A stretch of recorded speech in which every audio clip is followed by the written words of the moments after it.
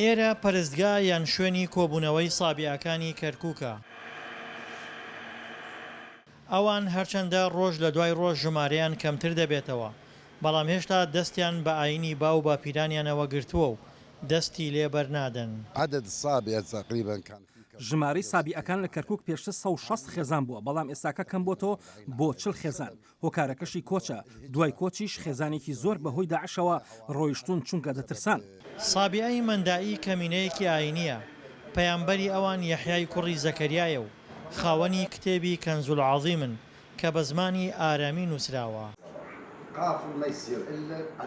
زۆربەی سابیئەکان لەو ناوچانە دەژین کە دەکەونە سەر ڕووبار و دەریا، چونکە ڕێوڕەسمە ئاینیەکانیان لەسەر ئاوێک بەجێدێنن کە ڕێ بکات. بەو پێی پاکبوونەوەی ڕۆح لای ئەوان پێویستی بە غەسلی بەردەوامە.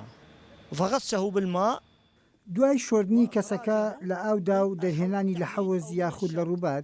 لە کەرکوک ڕووبار نییە، لە ئاڵتونکۆپی و ناوچەی تونڕەوەکاندا هەیە، لەبەرەوە کەسەکە لە حەوزدا پاکەکەینەوە.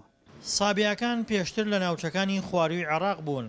لە ناوەڕاستی سەدەی ڕابردوودا یەکەم خێزانیان ڕۆیشتۆتە کەرکوک و ژمارەیان لەو شارە زیاد بووە، بەڵام ئێستا خەریکە لەو شارەش دەبنە مێژوو.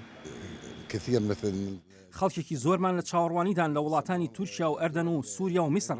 ئێستا لە وڵاتانان چاوەڕێن بچن بۆ ئەوروپا و ئوسترالیا، چاوەڕێی ڕەزامەندی نەتەوەی گرتوەکانن بچن بۆ وڵاتانە.